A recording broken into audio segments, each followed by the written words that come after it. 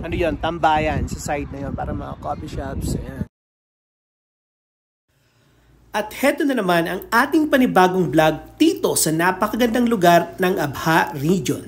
Muli ipapakita natin ang isa sa mga lugar na pinupuntahan ng mga turista sa lugar ng Abha. At ito ay ang Dabab Walkway. Hey guys!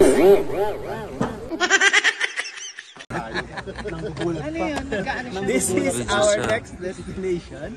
At ito ang Dabab Walkway. Ang makikita nyo ngayon ay isa sa mga tourist attraction dito sa Abha na kung saan, ayan, inaabangan natin yung sunset. At kung makikita natin guys, yung clouds, di ba? Ayan, paparating na yung clouds. Usually, kadalasan, lalo na pag mga ganitong oras, natatakpan ito ng makapal na clouds. Kaya pure white lang yung nakikita. So we're just lucky enough, makikita natin yung bangin at ang mga daan dito sa ibaba. Ayan. Kaya tala, enjoy natin ang Dabab Walkway dito sa Abha Region.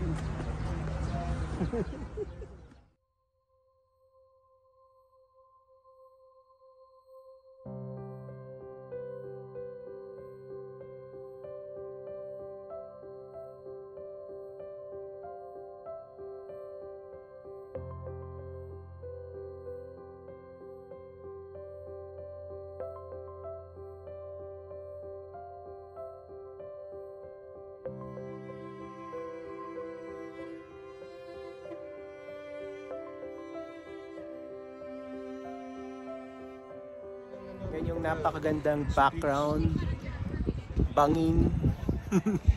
Pero siyempre napakaganda ng views, di ba? Sa mountain area dito sa may Abha.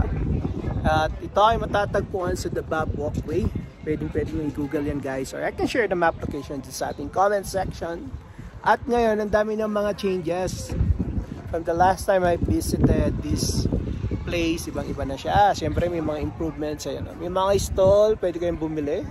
At meron mga bagong ano yun, tambayan sa side na yun para mga coffee shops and everything pwede nyo nang gawin dito sa Abha. So ang dami ng mga pagbabago, ang dami ng activities, kaya try to visit Abha.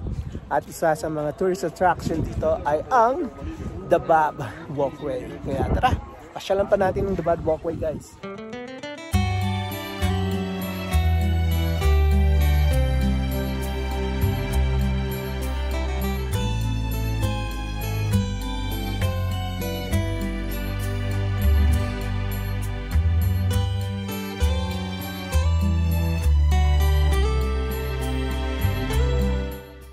At bukod nga sa napakagandang view at background ng Dabab Walkway, pwede rin kayo mag-exercise dito dahil naglagay nga sila ng mga exercising equipment. Kaya tingnan mo itong kasama namin na si Tatang Alfred.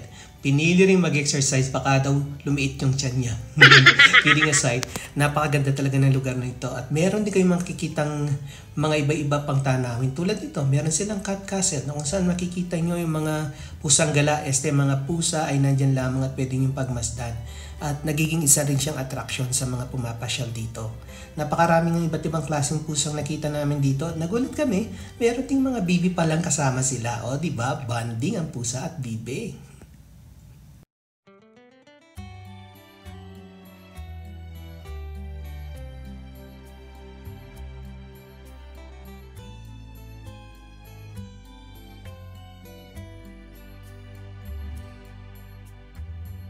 At inabot na nga kami ng gabi dito sa Dabab Walkway, kaya naman naisipan na namin maghanap ng aming makakainan. At sa lugar ng Abha, napakarami na yung pagpipilian ng mga kainan dito.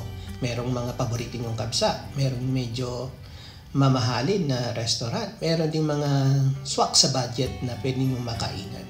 Sinubukan nga namin yung isa dito na shrimp shack ba yan? Pero napakamahal, kaya lumabas muna kami at naghanap ng ibang pwedeng makainan. At dahil dyan, napunta kami sa isang Chinese restaurant na swak naman sa budget namin. Kaya guys, please don't forget to follow all my social media account. Just search McCoy Cueco.